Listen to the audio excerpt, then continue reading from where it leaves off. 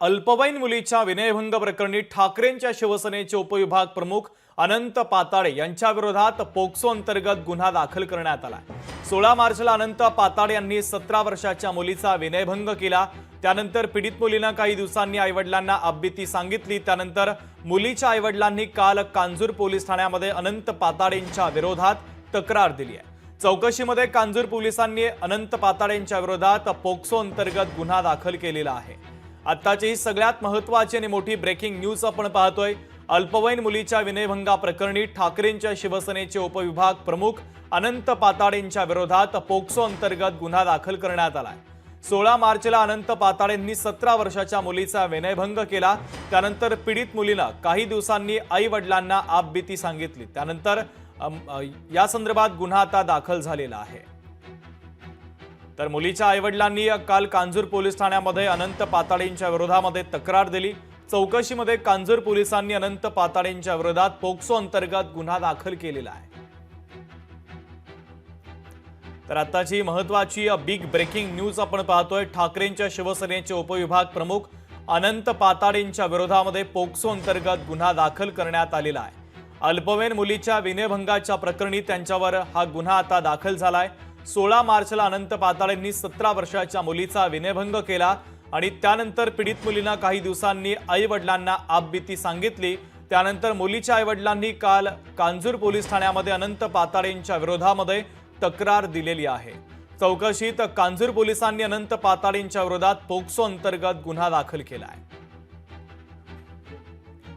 राज्य महिला आयोगाच्या अध्यक्षा रुपालीताई चाकणकर आपल्याशी जोडल्या जात आहेत। त्यांची प्रतिक्रिया या बातमीच्या संदर्भात महत्त्वाची आहे। रुपालीताई, अत्यंत धक्कादायक असा हा प्रकार आहे। अल्पवयीन मुलीचा विनयभंग करण्यात आला। या प्रकरणी ठाकरेंच्या शिवसेनेचे उपविभाग प्रमुख अनंत पाताडेंच्या विरोधामध्ये आता पोक्सो अंतर्गत गुन्हा दाखल करण्यात आलाय। कशा पद्धतीने या प्रकरणाची चौकशी केली जावी आणि कशा पद्धतीने आता पुढची कारवाई केली जाणार आहे? महिलांना सुरक्षित देणं आणि त्यांच्यासाठी आपण ठामपणे उभं राहणं ही खरं आपल्या सगळ्यांची जबाबदारी आहे। यामध्ये अनेक पक्षाचे काही पदाधिकारी कार्यकर्ते अशा पद्धतीने ज्यावेळेस वर्तन करतात ते अत्यंत चुकीचं आणि निंदनीय आहे। त्याच्यामुळे यामध्ये विकृती आणि ही विकृती टेचून काढण्यासाठी कारवाई होणं गरजेचं आहे। याच्यामध्ये कठोर कारवाई होईल। गुन्हा दाखल झालेला आहे। त्याच्यामुळे यामध्ये गुन्हा दाखल होत असताना अजूनही असे काही गुन्हे घडलेले आहेत का किंवा काही याची सगळी माहिती घेतली जाईल आणि संबंधित आरोपीवरती गुन्हा दाखल झालेला आहे ती कारवाईसाठी राज्य महिला आयोगाचा पाठपुरावा आहे। अगदी रुपालीताई, अत्यंत महत्त्वाची प्रतिक्रिया या प्रकरणाच्या संदर्भातली तुमची पोहोचलेली आहे। तुर्तास धन्यवाद। तर ठाकरेंच्या शिवसेनेच्या प्रवक्त्या सुषमाताई अंधारे देखील आपल्यासोबत जोडल्या जात आहेत। त्यांच्यासोबत देखील आपण चर्चा करूया। सुषमाताई, खरं तर धक्कादायक असा हा प्रकार आहे। अल्पवयीन मुलीच्या विनयभंगाच्या प्रकरणी तुमच्या शिवसेनेचे उपविभाग प्रमुख अनंत पाताडेंचं नाव समोर आलं। त्यांच्या विरोधात पोक्सो अंतर्गत गुन्हा दाखल करण्यात आलाय। तुमची महत्त्वाची प्रतिक्रिया अपेक्षित आहे। हे बघा, तो माणूस कुठल्या जातीचा आहे, कुठल्या धर्माचा आहे, कुठल्या पक्षाचा आहे हे महत्त्वाचं नाही।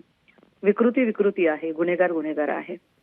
त्यामुळे गुन्हेगाराची कुठलीही गय केली जाऊ नये। परंतु जेव्हा अशा पद्धतीने गुन्हे दाखल होतात तेव्हा बऱ्याचदा विशेषतः शिवसेना युबीटीच्या संबंधाने गुन्हे दाखल करताना सरकार पक्ष फार तत्परतेने कारवाई करायला तयार होतो। बऱ्याचदा या कारवाया खोडसाळ पद्धतीने सुद्धा केल्या जातात। तर तो खोडसाळपणा आहे का हे सुद्धा एकदा तपासलं पाहिजे। परंतु जर याच्यात तथ्य असेल तर कुठलीही गय केली जाऊ नये। अगदी सुषमाताई, अत्यंत महत्त्वाची प्रतिक्रिया तुमच्या बातमीच्या संदर्भात या प्रकरणाच्या संदर्भातली पोहोचलेली आहे। तुर्तास धन्यवाद। तर धक्कादायक असा हा प्रकार आपण पाहतोय। अल्पवयीन मुलीच्या विनयभंग प्रकरणी ठाकरेंच्या शिवसेनेचे उपविभाग प्रमुख अनंत पाताडेंच्या विरोधात पोक्सो अंतर्गत गुन्हा दाखल करण्यात आलाय। तर 16 मार्चला अनंत पाताडे यांनी 17 वर्षाच्या मुलीचा विनयभंग केला। त्यानंतर पीडित मुलीने काही दिवसांनी आईवडिलांना ही सगळी हकीकत सांगितली आणि त्यानंतर मुलीच्या आईवडिलांनी काल कांजूर पोलिसांमध्ये या संदर्भात तक्रार दिली। पाताडेंच्या विरोधामध्ये ही तक्रार करण्यात आली। चौकशीमध्ये कांजूर पोलिसांनी अनंत पाताडेंच्या विरोधामध्ये आता पोक्सो अंतर्गत गुन्हा दाखल केलेला आहे।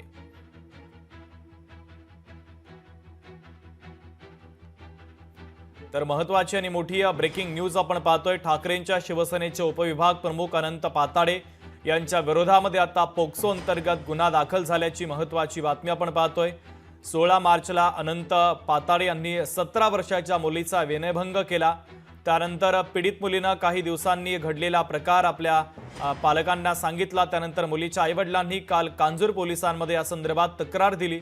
अनंत पाताडेंच्या विरोधात ही तक्रार दिल्यानंतर चौकशी करण्यात आली, तर कांजूर पोलिसांनी अनंत पाताडेंच्या विरोधामध्ये पोक्सो अंतर्गत गुन्हा दाखल केलेला आहे.